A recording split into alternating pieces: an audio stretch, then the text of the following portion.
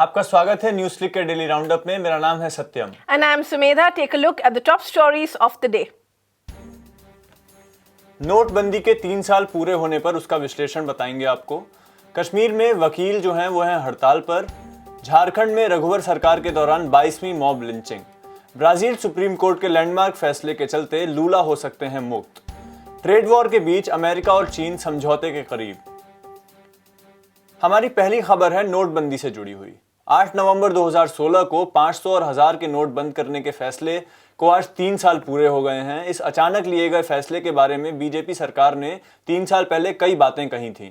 खुद प्रधानमंत्री नरेंद्र मोदी ने इसकी वजह के बारे में 3 अलग अलग बातें करते हुए कहा था कि नोटबंदी आतंकवादियों को सबक सिखाने के लिए की गई, फिर यह कहा गया कि काले धन पर रोक लगाने के लिए की गई, फिर कहा कि देश को कैशलेस बनाने के लिए नोटबंदी की गई थी। लेकिन आज 3 साल बाद इससे जुड़े कोई आंकड़े सामने नहीं आए हैं। अगर आंकड़े मौजूद हैं तो वो ये हैं कि 99% नोट बैंक में बदल लिए गए थे और नोटबंदी के बाद करीब 100 लोगों की मौत हो गई थी। आइए सुनते हैं कि इस विषय पर वरिष्ठ पत्रकार औनिंद्यो का क्या कहना है। हमारे देश में ज्यादातर कारोबार कैश में चलता था 2016 में और आज भी चलता है। आप अगर देख ले कि कितना कैश का वैल्यू डिमोनेटाइज कर दिया गया था, तो 100 रुपए अगर टोटल कैश हमारे देश में था, 86 रुपए उसमें से हटा दिया गया था, वो बिल्कुल बेकार हो गया था। हाँ, मोदी जी ने कहा था कि 2-3 हफ्ते में सारा पैसा वापस आ जाएगा, आप बैंक में जमा कीजिए, 2-3 हफ्ते में, चलिए 1 महीने में आपको सारा पैसा वापस मिल जाएगा। लेकिन वो कैश सिस्टम में आते आते 1 साल हो गए। हाँ, ये भी कहा गया था कि काला धन जिनका है बहुत लोग वापस नहीं देंगे और वो सारा पैसा क्या होगा, आरबीआई सरकार को दे देगी और इससे सरकार खर्च बढ़ाएगी। लेकिन 99% पैसा सिस्टम में वापस आ गया था। इसका मतलब है काले धन वाले को कोई फर्क नहीं पड़ा। अब आप मेरे जैसे लोगों को ले लीजिए, हमारा सारा पैसा बैंक के सिस्टम से ही आता है, इसलिए मैं पेटीएम यूज कर सकता हूं, क्रेडिट कार्ड यूज कर सकता हूं, डेबिट कार्ड यूज कर सकता हूं या बैंक से ही सीधा ट्रांसफर कर सकता हूं, मुझे कैश की उतनी जरूरत नहीं पड़ती है। लेकिन आप गांव में किसान ले लीजिए, खेत मजदूर ले लीजिए, जो कंस्ट्रक्शन साइट पे मजदूर है वो ले लीजिए, प्लम्बर ले लीजिए, इलेक्ट्रिशियन ले लीजिए, ड्राइवर ले लीजिए, जो घर में काम करते हैं वो ले लीजिए, सब्जी वाला ले लीजिए, ये सब सिर्फ कैश पर ही निर्भर करते हैं। नोटबंदी होने से क्या हुआ, इनमें से बहुतों का काम छिन गया और जो काम करना चाहते थे उनको क्या करना पड़ा, उधारी में काम करना पड़ा। उनको जाके कहना पड़ा कि मैं काम कर दूंगा, आप बाद में पैसे दे देना। शुरू से बहुत सारे अर्थशास्त्रियों ने कहा था कि इससे बहुत सारा नुकसान होगा पूरे अर्थव्यवस्था को। कुछ अर्थशास्त्री थे जिन्होंने कहा नहीं, ये अच्छा है। उनमें से एक हैं हार्वर्ड के प्रोफेसर जो अभी आईएमएफ के चीफ इकोनॉमिस्ट है, गीता गोपीनाथ। उन्होंने कहा था कि ये अच्छा है, ऐसा होना चाहिए। अब 3 साल बाद गीता गोपीनाथ और 3 और सीनियर अर्थशास्त्रियों ने एक पेपर लिखा है जिसमें वो कहती हैं कि नोटबंदी के कारण अर्थव्यवस्था 3% गिरा है और साथ में नौकरियां 3% कम हुई हैं, लोन 2% घट गया है। इसका मतलब अगर नोटबंदी नहीं होती तो 5.5% के जगह हमारा विकास दर 8.5% होता 2016-17 में। अगली खबर कश्मीर से है, जहां वकील हड़ताल पर हैं। वकीलों का कहना है कि न्यायपालिका के अधिकारों को एक नया रेवेन्यू डिपार्टमेंट बनाकर उसे सौंपा जा रहा है। ऐसे में सारी ताकत केंद्र सरकार के पास चली जाएगी। आइए सुनते हैं कि इस हड़ताल पर सामाजिक कार्यकर्ता गौतम नवलखा का क्या कहना है। Well, the reason why the Bar Association, which is actually headed by a Bharatiya Janata Party person who happens to be its official spokesperson, and they have spearheaded this indefinite strike, which itself is very striking. Their argument is that by transferring the responsibility of registration of immovable property from the judiciary to a new department in the revenue, under the revenue department called registration department for immovable property, what the government has done is divested the local people of even little possibility of relief and a transparent system for registration of their immovable property. This enhances the power of the central government over land issue, which in any case under the Reorganization Act, they have vested in the central government. It rests with the, because it's a union territory now, not a special status now, and they have deliberately done away with major land acts which take away which used to prevent sale of land to an outsider, because it could not be sold to a non-permanent resident at all. And there were strict restrictions guiding it. Now, having done that as a first step, and now with this whole transfer of responsibility of registration also with the central government via the revenue department, what you have done is that the union territory now is virtually like a colony ruled by the center, where the local population have no control. And Jammu's lawyers were agitated precisely because of this. Their voices were not heeded, they were not taken into confidence, they kept on complaining and asking for dialogue and all. It was not done. So the central government ignored its own people in Jammu, which is quite remarkable, in order to push through what it wants to, against the wishes of the people. It shows that the extent to which they are willing to go. So it's very striking that land issue is something which still is a major issue, which plagues entire Jammu and Kashmir, including Ladakh. Yes. It's not as if Ladakh is quiet.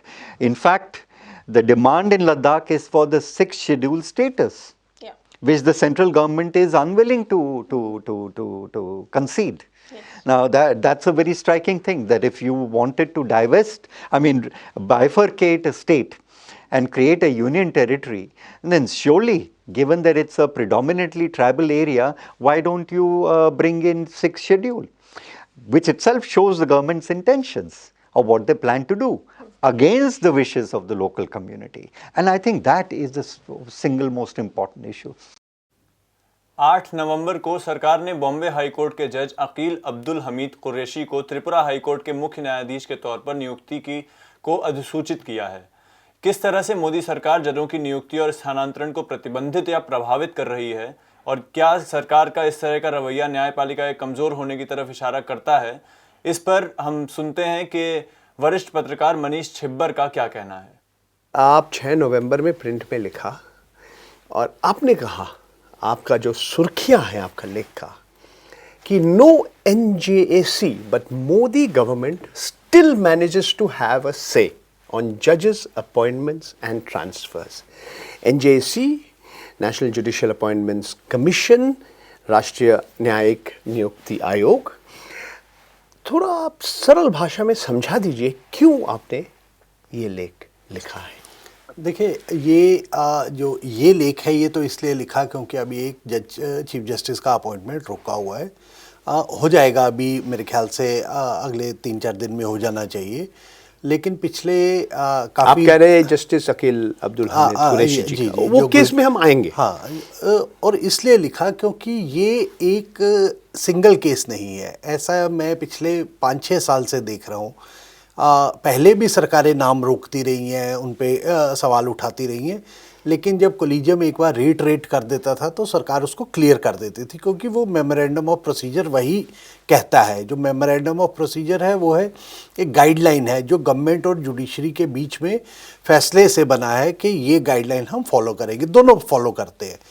अभी क्या हो रहा है, जो सबसे मुझे लगता है गलत हो रहा है, वो ये है कि जुडिशरी के पास गवर्नमेंट नाम वापस भेजती है, कोई क्वेश्चन सवाल लगा के या ऑब्जेक्शन लगा के, और जुडिशरी अगर उस नाम को क्लियर कर देती है तो गवर्नमेंट उस पर बैठ रही है और लंबे टाइम बैठ रही है। मैं थोड़ा आपको इंटरप्ट कर रहा हूँ। आपने शुरू किया आपका लेख जो 2016 में एकदम शुरू हुई थी।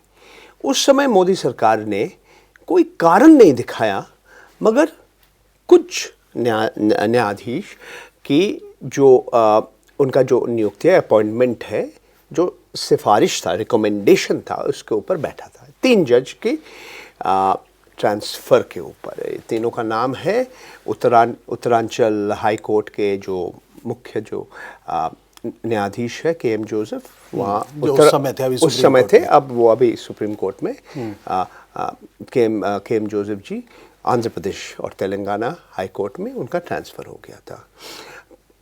और जस्टिस वाल्मीकि मेहता जी वो अभी गुजर गए हैं, दिल्ली हाई कोर्ट में थे वो, उनको आंध्र प्रदेश हाई कोर्ट में ट्रांसफ़र किया गया था, Andhra Pradesh and Telangana high court.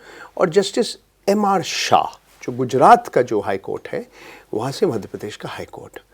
तो आज जैसे आपने लिखा है के एम जोसेफ जी और जस्टिस एम आर शाह दोनों अभी हमारे जो सुप्रीम कोर्ट है, जो सर्वोच्च जो अदालत है, जो न्यायालय है, वहाँ पे वो जजेस हैं। तो ये केस आपने क्यों, देखिए वो इसलिए आपने उल्लेख किया आपका लेख में, क्योंकि ये देखिए ट्रांसफर्स में गवर्नमेंट का कोई रोल नहीं है, कोलिजियम रेकमेंड करता है, गवर्नमेंट ये कोलिजियम क्या है जरा देखिए कोलिजियम ये है कि जो सेकंड जजेस केस और थर्ड जजेस केस के बाद एक पहले क्या होता था, चीफ जस्टिस ऑफ इंडिया नाम रेकमेंड करते थे, गवर्नमेंट अपॉइंट करती थी और प्रेसिडेंट अपॉइंट करते थे। अभी बाद में सुप्रीम कोर्ट में आया कि भाई एक सिस्टम बनना चाहिए जिसमें थोड़ा एक लार्जर कंसेंसस, तो एक तरह से एक समिति होना चाहिए, समिति, और वो समिति ने सिफारिश हाँ जी, करेंगे हाँ। और फिर उसके बाद सरकार मान लेंगी और फिर राष्ट्रपति जी। उसको कहेंगे कि हाँ आप इनका अपॉइंटमेंट और करिए। कोलिजियम डिसीजन लेने से पहले सरकार के इनपुट्स लेता है, इंटेलिजेंस ब्यूरो के इनपुट्स आते हैं, स्टेट गवर्नमेंट्स अगर हाई कोर्ट के जज की नियुक्ति है उसमें स्टेट गवर्नमेंट्स के इनपुट्स आते हैं, तो सारा कोलिजियम समझता है, अच्छी तरह देखता है। और मैंने अभी देखा है कई मामलों में तो ऐसा हुआ है कि ज़रा सा अगर किसी तरह से इंटेग्रिटी पे सवाल उठा है कैंडिडेट की, तो उसको रोका है कोलिजियम ने। अगली खबर झारखंड से है, जहां रघुवर दास सरकार के कार्यकाल में 22वीं मॉब लिंचिंग की खबर सामने आई है। भीड़ द्वारा किए गए इस हमले में 48 साल के मुबारक अंसारी की हत्या कर दी गई है, जबकि 26 साल के अख्तर अंसारी को गहरी चोटें आई हैं और वो झारखंड के बोकारो जिले के एक अस्पताल में भर्ती हैं। ये खबर बोकारो के गोविंदपुर कॉलोनी की है, जहां 5 नवंबर को मुबारक और अख्तर पर कथित तौर पर एक ट्रक से बैटरी चुराने की वजह से ट्रक के मालिक समेत एक भीड़ ने पीट कर मार डाला। लिंचिंग की हर घटना की तरह इस घटना का भी एक वीडियो सोशल मीडिया पर वायरल किया गया है। वीडियो में देखा जा सकता है कि लोग अख्तर और मुबारक से सवाल कर रहे हैं और उन्हें मार रहे हैं। वीडियो में एक महिला की भी आवाज़ है जो भीड़ को उकसा रही है। अख्तर के बयान के तहत पुलिस ने एक महिला समेत कुल 4 लोगों पर एफआईआर दर्ज कर ली है। झारखंड में बीजेपी के नेतृत्व में रघुवर दास की सरकार है, जहां उनके कार्यकाल में ये 22वां मामला है जहां भीड़ ने किसी को पीट कर मार डाला है। इन 3 सालों में ऐसी तमाम खबरें आई हैं जहां भीड़ ने किसी को बच्चा चोरी, गौ तस्करी, चोरी के शक या अफवाह की बिना पर मारा है। ज़्यादातर मामलों में मरने वाले या तो मुसलमान होते हैं, दलित या दलित वर्ग के होते हैं। तबरेज़ अंसारी का हालिया मामला भी झारखंड का ही था। इन 22 मामलों में से बस 2 मामलों में ही आरोपियों को सज़ा सुनाई गई है, जिसमें से अलीमुद्दीन के कातिलों को बरी कर दिया गया है और हाल ही में सांसद जयंत सिन्हा ने हजारीबाग में उन्हें सम्मानित भी किया था। अंतर्राष्ट्रीय खबरों के लिए हमारे साथ हैं Sumedha. For our first story today, we're speaking about Brazil. The Brazilian Supreme Court on Thursday declared that a person convicted in a case can be imprisoned only after all possibilities of appeal are exhausted. The debate, which began on October 23rd, was finalized on Thursday with a vote of 6-5 in favor of the position. This opens the door for freeing thousands of people, including the former president Luiz Inácio Lula, also known as Da Silva. The debate, which began on October 23rd, was finalized today in a vote of 6-5 in favor of the position expressed in the Brazilian constitution. The Supreme Court will still debate how the decision will actually be implemented in practice, and there are differences of opinion if freedom should be decreed automatically by the Supreme Court itself or evaluated by the sentencing of judges case by case. After the session, Lula's defense said that they would approach the Supreme Court seeking his immediate liberty today. The decision was made in consultation with the former president. Moving on, the Chinese government has announced that it is very close to arriving at the first stage of a deal with the United States to resolve the trade war. A foreign ministry spokesperson confirmed that as a part of the first stage of the trade deal, negotiators have agreed to roll back all trade tariffs that were announced on various goods and services since 2018. Business leaders are wary of the announcement, considering the history of things going awry at the 11th hour. Nevertheless, markets across the world have reacted very, very positively to the news. The announcement comes shortly after several US news outlets reported that the Trump administration is seriously working out mechanisms to roll back tariffs that were imposed on China, but the implementation of which has been deferred. According to reports, there is a great deal of likelihood that China will lift its moratorium on the US agricultural products in a phased manner as a part of the deal. Once the first phase of the deal is agreed and set, the two nations will move on to more prickly issues like laws governing intellectual property and technology transfers in China, which were at the heart of the prolonged trade dispute raised by Donald Trump. By May 2019, US imposed exorbitant tariffs up to 25% on close to about $500 billion worth of products, covering almost everything imported from China. In the same period of time, China matched the US tariffs with counter tariffs worth about $110 billion out of the $120 billion worth of imports from the US. For our final story, we're talking about Cuba, where Cuba has registered another overwhelming victory against the United States in the United Nations General Assembly on November 7th. Over 191 countries voted on the resolution, which was about the need to put an end to economic, commercial, and financial blockade which is being imposed by the United States of America against the country. 187 countries voted in favor, while 3 voted against and 2 abstained from the vote. The United States, Israel, and Brazil were the countries that voted against the resolution. Colombia and Ukraine abstained from voting. This resolution to end the blockade is not binding, that is, that it does not oblige the United States to comply with it. However, the fact that overwhelming majority of the international community is in favor of Cuba and against the US government is a positive and promising thing for the Cuban people. After this victory, Cuban President Miguel Díaz-Canel said, and I quote, that it is a victory for the Cuban people and of the people from across the world who accompany us in resistance. For 28 consecutive years since 1992, the United Nations General Assembly has approved with increasing majority that the Cuban resolution and thus demanded the lifting of the blockade that the US has imposed 60 years ago on the island country in 1960, followed by the revolution which was being led by Fidel Castro and the nationalization of Cuban property. And with that, it's an end on this episode of the Daily Roundup. To follow these stories and many more, please log on to our website www.newsclick.in, subscribe to our channel on YouTube, follow us on Facebook and Twitter. शुक्रिया.